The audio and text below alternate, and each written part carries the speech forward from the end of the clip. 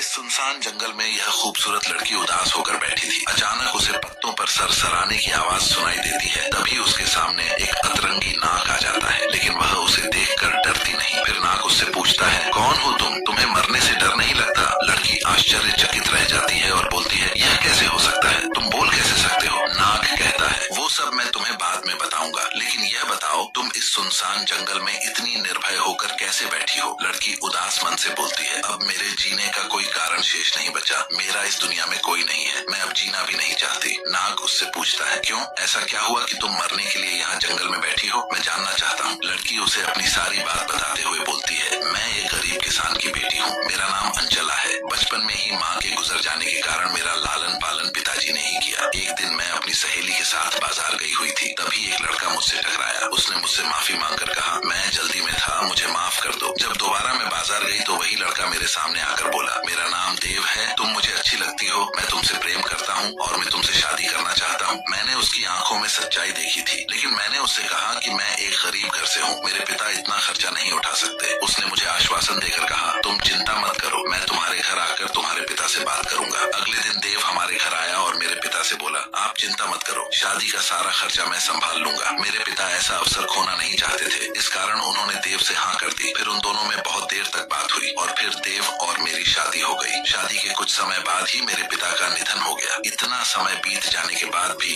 मेरे और देव की कोई संतान नहीं हुई। देव मुझसे चिड़चिड़ाने लगा। फिर उसने मुझसे झूठ बोला कि हम दोनों जंगल के रास्ते एक मंदिर जाएंगे, जहाँ एक पंडित जी संतान उत्पत्ति का आशीर्वाद देते हैं, और वह मुझे यहाँ जंगल में ले आया। यहाँ पेड़ के नीचे बैठाकर बोला, तुम यहीं रुको, मैं पानी लेकर आता हूँ। मैं समझ चुकी थी कि अब वह वापस नहीं आएगा और वह मुझे मरने के लिए यहाँ छोड़कर गया है और मैं अब वापस भी नहीं जाना चाहती। बस यही मेरी कहानी है। लेकिन तुमने अभी तक नहीं बताया कि तुम बोल कैसे सकते हो? भला कोई सांप भी इंसानों जैसे बोल सकता है? नाग दुखी होकर कहता है, मैं कोई साधारण नाग नहीं हूँ, मैं एक राज्य का राजकुमार हूँ। मेरी भी घटना तुम्हारी तरह ही है। मेरे पिता के कोई संतान नहीं होने पर उन्होंने दूसरी शादी कर ली थी, लेकिन जब उन्हें पता चला कि उनकी पहली पत्नी की कोख में भाग्यवश एक बच्चा पल रहा है, तब वे बहुत खुश हुए। लेकिन दूसरी पत्नी को यह बात हजम नहीं हुई। कुछ समय पश्चात मेरा जन्म हुआ, लेकिन मेरे जन्म के समय मेरी माता का निधन हो गया। मेरे पिता मुझे बेहद प्रेम करते थे। कुछ समय बाद मेरी सौतेली माँ की कोख से 2 जुड़वां बच्चों का जन्म हुआ, एक लड़का और एक लड़की। शुरुआत में हम सब भाई बहन खुशी खुशी रहते थे, लेकिन मेरी दूसरी माँ यह बिल्कुल भी नहीं चाहती थी कि मैं राज्य का अगला राजा बनूं, क्योंकि मैं सबसे बड़ा था। इस कारण पहले तो उसने हम तीनों भाई बहनों में फूट डालनी शुरू कर दी। फिर एक दिन वह एक तांत्रिक के पास जाकर मुझे रास्ते से हटाने को कहती है। तांत्रिक बोलता है, तुम्हें जंगल के रास्ते एक पहाड़ी पर जाना होगा, जहाँ बैंगनी रंग का एक पेड़ है, उस पर एक गुलाबी मोती चमकता है। उस मोती को पीसकर राजकुमार को पिला देना। सौतेली माँ मोती ले आई और भाई बहन से चालाकी से मुझे मोती पिला दिया। मैं पल भर में ही इस रूप में बदल गया। फिर उन दोनों ने मुझे एक कपड़े में बांधकर इस जंगल में छोड़ दिया। पता नहीं मेरे पिता का क्या हाल होगा मेरे बिना, लेकिन अब मैं कर भी क्या सकता हूँ? अपनी किस्मत को कोसने के बजाय अंचला उसे दिलासा देकर बोली, मेरे पिता कहा करते थे कि एक घनी काली घाटी की दूसरी तरफ सुनहरा जंगल है, जहाँ एक साधु महाराज रहते हैं। वे दुनिया के हर प्रश्न का उत्तर जानते हैं। वे वर्षों में केवल एक प्रश्न का उत्तर देते हैं। हो सकता है तुम्हारा इलाज वहाँ हो जाए। इस पर नाग बोलता है, लेकिन तुम अपनी जान खतरे में क्यों डाल रही हो? अंचला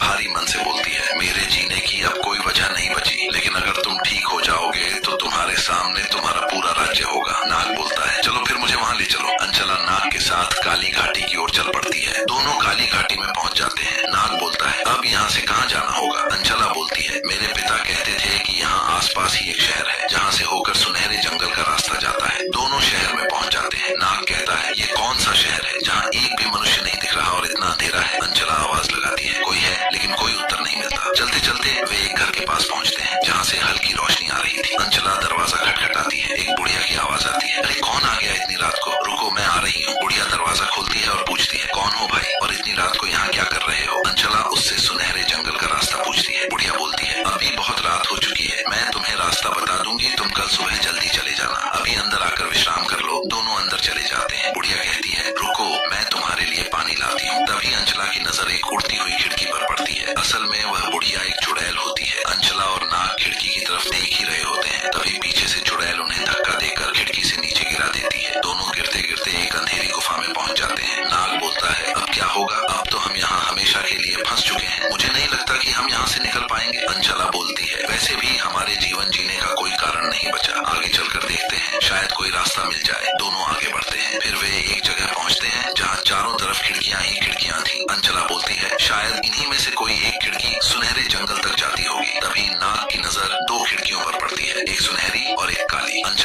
है, मुझे लगता है सुनहरी खिड़की ही सही रास्ता होगी। वह आगे बढ़ने ही वाली थी कि नाग उसे रोकते हुए बोलता है, रुको, ये छलावा भी हो सकता है। जो दिखता है वह हमेशा सच नहीं होता। हमें शहर में जो बुढ़िया मिली थी वो भी एक चुड़ैल निकली। क्या पता वहाँ पर भी वैसा ही कुछ हो। हमें काली खिड़की में जाना चाहिए। दोनों सलाह करके काली खिड़की में कूद जाते हैं। वे फिर एक गुफा में पहुंच जाते हैं। अंचला बोलती है, लगता है हम गलत रास्ते पर आ गए। तभी अचानक उनकी ओर एक बहुत बड़ा आग का गोला आने लगता है। अंचला और लाग तुरंत भागने लगते हैं। तभी सामने एक दरवाजा खुलता है और दोनों सुनहरे जंगल में प्रवेश कर जाते हैं और बच जाते हैं। फिर दोनों आगे बढ़ते हैं और चलते चलते वे साधु महाराज के पास पहुंच जाते हैं। अंचला सारी घटना साधु को बताती है। साधु एक जड़ी बूटी देते हैं और नाग को खिलाने को कहते हैं। जैसे ही नाग जड़ी बूटी खाता है वह वापस राजकुमार बन जाता है। राजकुमार कहता है, बाबा आपका कोटि कोटि धन्यवाद, कृपा करके हमें हमारे राज्य पहुंचा दीजिए। साधु एक जादुई घेरा बनाते हैं और दोनों उसमें चले जाते हैं। वे राज्य के बाहर पहुंच जाते हैं। राजकुमार अंचला से कहता है, तुम मेरे साथ चलो, मैं राजा बनूंगा और तुम रानी। अंचला तैयार हो जाती है। जब राजकुमार राज्य में प्रवेश करता है तो लोग जय जयकार करने लगते हैं। राजा दौड़ कर आता है और राजकुमार को गले लगा लेता है। राजकुमार अपने पिता को सारी बात बता देता है। राजा क्रोधित होकर अपनी पत्नी और दोनों बच्चों को बंदी बनाकर कारागार में डाल देता है। इसके बाद राजकुमार और अंचला विवाह कर लेते हैं। अंचला रानी बन जाती है। भाग्य से कुछ समय बाद अंचला एक